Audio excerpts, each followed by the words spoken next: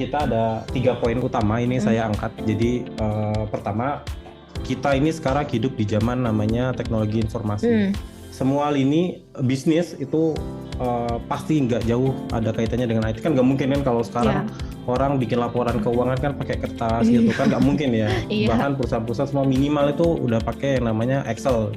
Itu nggak jauh dari namanya teknologi informasi juga gitu. Terus misalnya juga di kerjaan kita atau mungkin di sekolah ya, paling anak-anak sekolah kan juga banyak nih pesertanya dari anak sekolah.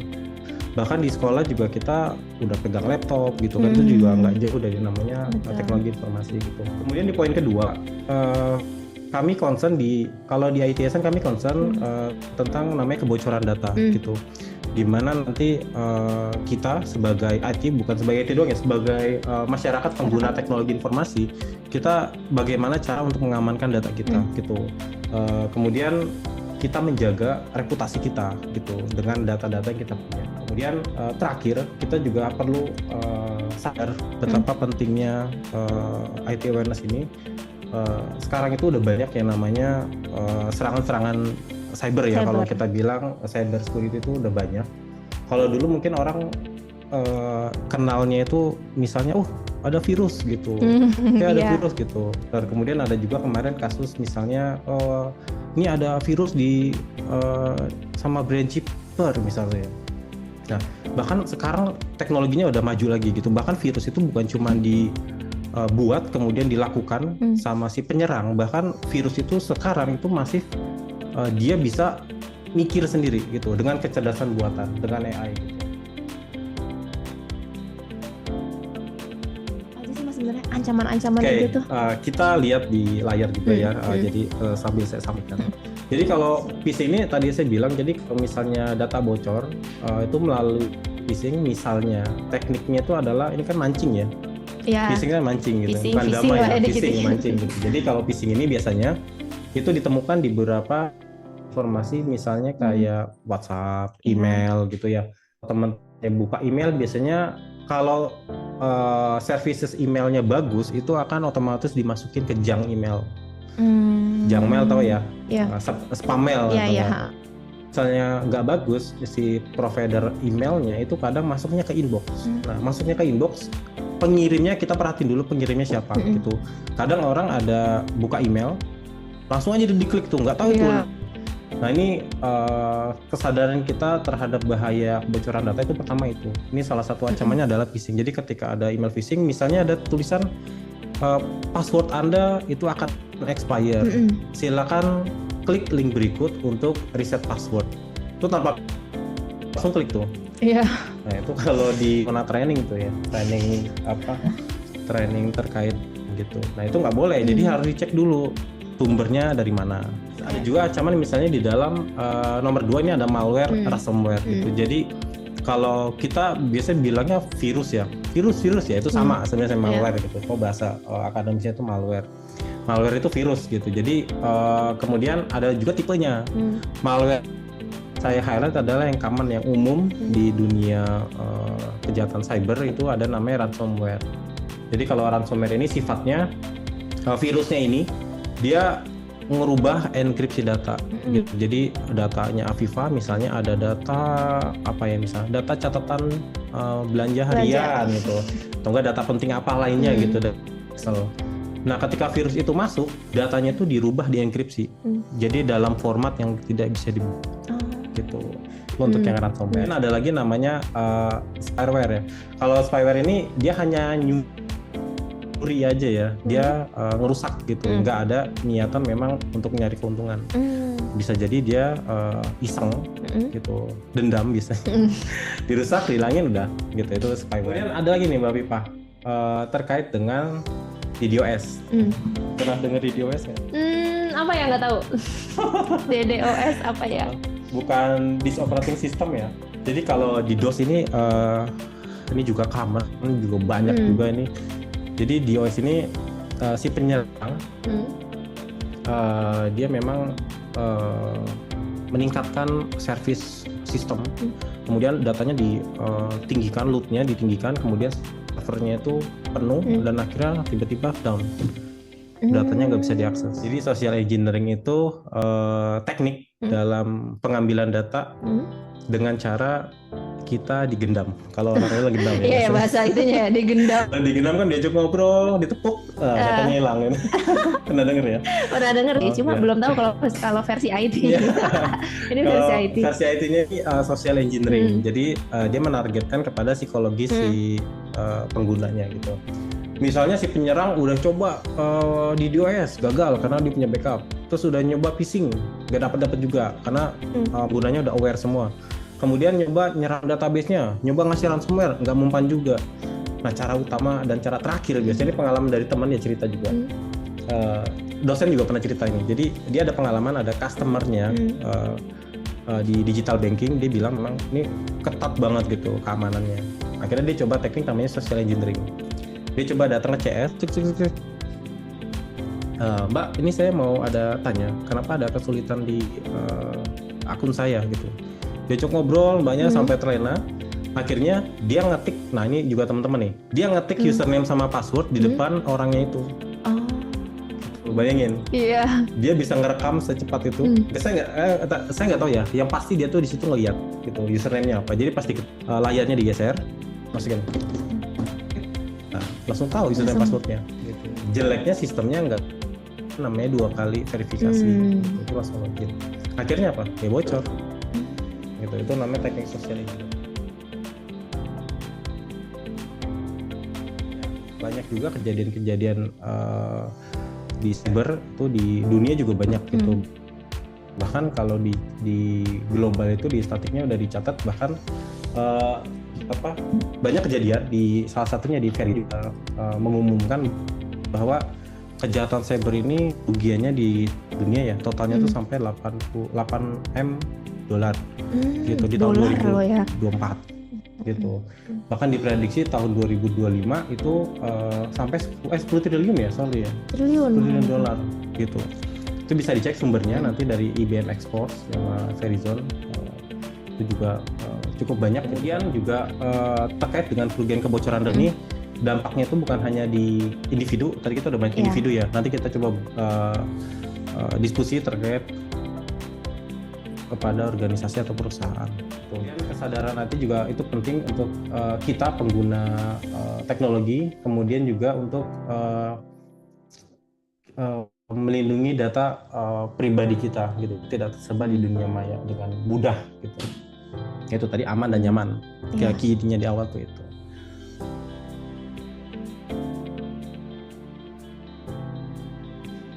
Pilar dasar keamanan itu pertama kita ngomongin namanya CIA. CIA ini lebih ke confidentiality, lebih ke rahasiaan sebuah data. Jadi kalau data kalian itu, ini biasanya CIA ini fokus utama di dalam perusahaan-perusahaan startup biasanya. Jadi kalau perusahaan startup itu kan atau digital banking itu juga kan nyimpan data namanya data nasabah gitu kan. Makanya kerahasiaannya penting. Pernah nelpon bank, dulu sih pernah sih nelpon bank, bisa nggak sih saya minta data nomor rekening ini gitu, misalnya nama lengkapnya siapa, atau enggak misalnya dibuka di mana. Nggak bakal boleh sama bank gitu. Nah itu dia menjaga namanya kerahasiaan. Kemudian ada juga namanya integritas ya, di CIA itu ada namanya integritas. Jadi di integritas ini kita itu mencoba bagaimana data itu nggak bisa namanya diubah gitu. Jadi semua perusahaan ya harusnya ya. Cuma biasanya yang fokus banget ke CIA ini adalah perusahaan digital banking gitu, yang startup ya, perusahaan teknologi gitu. Jadi gimana dia itu punya data itu nggak bisa dirubah sama orang. Gitu. Kalau kemarin beberapa berita itu kan ada yang data saya dirubah gitu, di Dukcapil misalnya. Saya nggak usah ngomong ini ya, identitasnya. Terus tiba-tiba kok data KTP saya udah buat milih orang gitu. Itu apa lagi kan? Ini bukan saya menjelekkan itu ya. Tapi memang itu datanya umum, kalian bisa cek itu kan. Kemarin ramai di Jakarta ya, itu data kita kok bisa dipakai seluruh pemilih gitu, padahal kita nggak milih gitu. Nah itu salah satu dalam implementasi ini. Nah ini biasanya semua perusahaan nih terkait dengan availability, jadi ketersediaan buah sistem ketika dibutuhkan itu 24 jam atau enggak gitu. Jadi misalnya Afifa mau login ke sistem ERP Odoo misalnya, ya udah tinggal akses.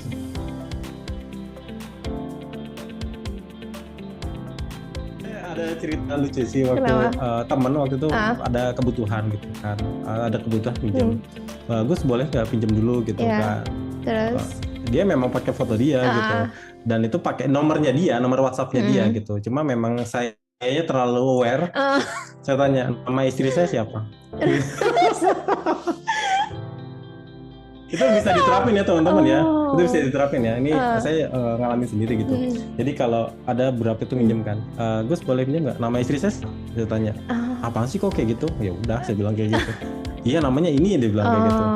Oh, ya udah betul. Tapi ternyata benar teman Mas. Betul. Seksi 2 pertanyaan. Oh gitu, 2 pertanyaan biar lebih valid. Rumahmu di mana ya? Loh, gitu. Lu nanya rumah lu sih. Untung dia nggak nyebutin nama mantan Mas Bagus gak sih? Kan jadi, oh ya astagfirullahaladzim, maaf. Ini sih saya lagi nonton soalnya. Ya, jadi itu caranya. Pentingnya awareness ya. Jadi biasanya kayak gitu. Kalau saya juga bilangnya nomor telepon menurut saya itu penting. Gitu. Terus kalau di data finansial, nah ini balik lagi nanti ke perusahaan itu. Misalnya kalau data finansial, misalnya target mungkin ya. Nanti ditentukan lagi di strategi gitu. Kalau sebenarnya kalau finansial ini kan general ya, ini kan laporan gitu ya. Bisa pribadi, bisa organisasi gitu kan. Kemudian ada juga di data organisasi. Nah, ini juga contohnya apa ya? Kalau data organisasi misalnya perusahaan mobil. Misalnya ya, perusahaan mobil dia punya brand baru. Brand baru udah ada videonya, udah disiapin teasernya, gambarnya udah disiapin, harganya udah disiapin, tiba-tiba bocor gitu. Padahal menurut mereka kalau itu launching di bulan depan misalnya, itu akan dapat momen yang pas gitu. Ternyata datanya bocor. Nah, itu kan udah hilang kan momennya gitu kan. Otomatis strateginya juga bocor gitu. Bisa jadi inovasi juga dicuri ya, bisa, R&D-nya gitu. dicuri gitu. Itu contoh di dalam kebocoran data di organisasi. Mungkin banyak ya, ini saya cuma kasih beberapa contohnya. Gitu. Oke, betul banget. Kita lakukan. Ini ada beberapa praktek ya yang memang umum juga kita pakai. Jadi pertama itu cara melindungi akses ke akun kita. Kalau kita biasanya udah pakai multi-factor ya. Kalau untuk login. Kalau beberapa platform yang masih umum kan biasanya masukin username sama password gitu. Nah itu kalau misalnya disediakan fitur multi-factor, gunakan.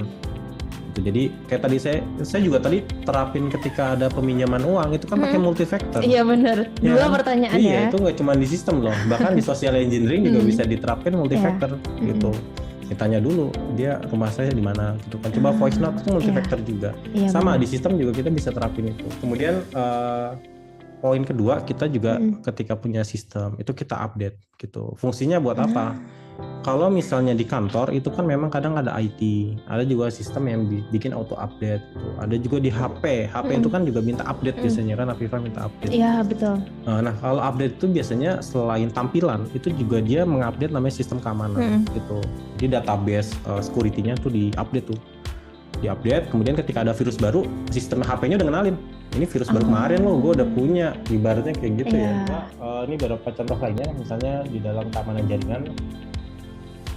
Nah ini beberapa teman-teman IT, ini kita juga kontrol di grup itu kita kontrol bahwa memang jaringan kantor itu terbatas gitu, tidak bisa dipakai untuk umum. Semua jaringan hanya boleh diakses oleh karyawan yang terdaftar gitu. Fungsinya buat apa? Fungsinya kalau ada si penyerang di dalam jaringan, itu bayangin ya, ada penyerang tapi bisa masuk ke jaringan gitu kan. Salah satu proteksi awalnya itu kan di network gitu. Jadi networknya juga harus benar-benar dijaga. Betul. Kemudian juga ini perangkat juga tadi udah kita jelasin. Kemudian juga ada terkait dengan phishing ya. Gitu. Yang tadi link-link tadi. Iya, ini juga tadi sudah kita bahas. Iya. Ada kejadian lagi. Jadi ketika nomor telepon kita udah lama nggak dipakai, itu biasanya kan akan di-delete tuh sama provider. Iya. Nah itu saya juga ngalamin sendiri. Jadi nomor teleponnya itu udah lama nggak dipakai, Afifa.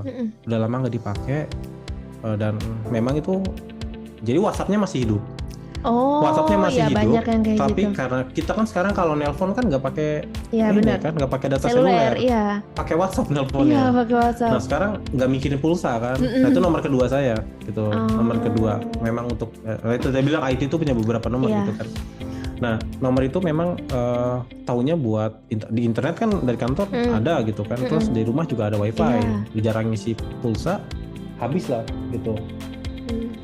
Nah habis itu nomornya ternyata udah dipakai sama orang gitu. Otomatis ketika orang itu login ke WhatsApp, datanya kepanggil semua ke situ. Ya, ini media sosial juga kan kita udah sering pakai ya teman-teman. Jadi di media sosial itu kita biasanya pakai IG ya. Kalau tadi kita bahas WhatsApp, ini kita pakai IG. Di IG itu kan ada namanya multifactor. Itu pakailah, diterapkan multifactornya. Kadang kan sekarang IG udah ketat, udah tinggi kan level keamanannya gitu. Dipakai aja gitu, nggak masalah. Terus kalau misalnya datanya dirasa itu konfidensial, ya udah jangan dipublish gitu. Jangan apa-apa dipublish gitu. Jangan apa-apa dipublish. Misalnya ada beberapa data penting, misalnya ya ini amit-amit misalnya alhamdulillah naik gaji gitu kan. Dia upload slipnya misalnya, alhamdulillah kenaikan gaji, dia upload slipnya. Ternyata ada data penting di situ kan gitu. Jadi harus difilter lagi data mana yang misalnya penting dan pribadi, mana publik gitu. Termasuk foto juga gitu.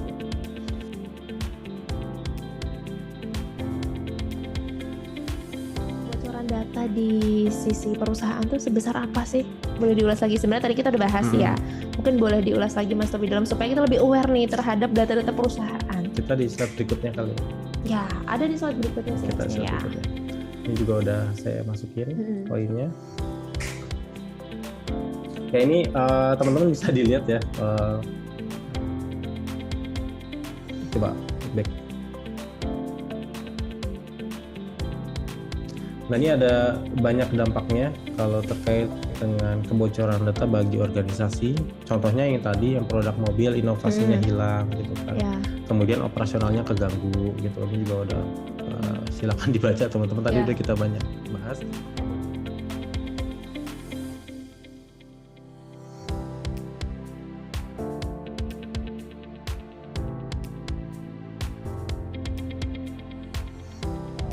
Kalau nomor telepon itu kan providernya udah provider, kalau datanya itu dipegang sama saya sebagai IT itu bisa saya handle. Tapi ini kan udah ngomongin provider gitu. Providernya memang kita nggak bisa semudah itu. Coba dong nomor saya ditambahin satunya, diubah kan nggak bisa kayak gitu kan.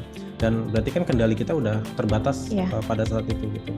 Nah paling kita preventif di diri kita sendiri gitu. Misalnya dengan kebocoran data nomor sudah dipakai misalnya tadi udah dipakai untuk minjem gitu, dia dipalsukan gitu. Kita bisa misalnya blasting. Kita coba blasting ke beberapa sosmed yang mana memang blastingnya kita itu mengcover semua teman-teman kita gitu. Kita publikasikan bahwa nomor kita sudah ganti atau misalnya sudah dipakai sama orang. Kayak tadi kasus saya sendiri ngalamin. Jadi nomor teleponnya itu udah dipakai sama orang. Saya buru-buru tuh langsung saya publish di Facebook, di sosmed segala macam, memberitahukan bahwa nomor saya yang itu sudah tidak aktif gitu. Harap diabaikan gitu.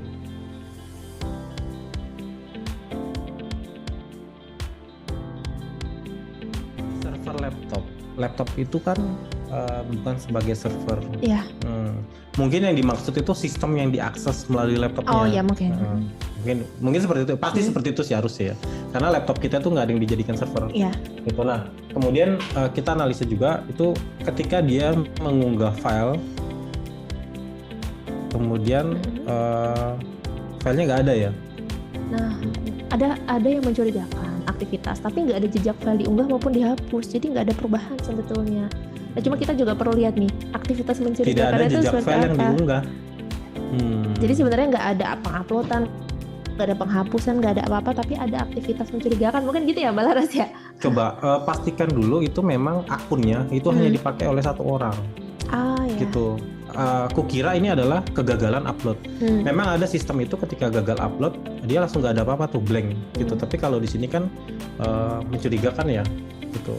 Coba pastikan dulu usernya itu dipakai hanya untuk dipakai satu orang. Takutnya dipakai sama, jadi gitu fungsinya kita define group itu harus ada dengan nama berbeda, itu biasanya dengan lognya, kaitannya dengan log access gitu. Jadi kalau memang itu dipakai sama banyak orang, bisa jadi itu ada yang akses salah satunya gitu. Terus kemudian misalnya upload kemudian gagal, nah bisa jadi dari sistem servernya bermasalah gitu. Kalau ketika ada itu dibilang malware, itu bisa jadi sistemnya malah nggak bisa diakses harusnya. Bisa jadi datanya juga itu hilang atau nggak bisa dibuka gitu.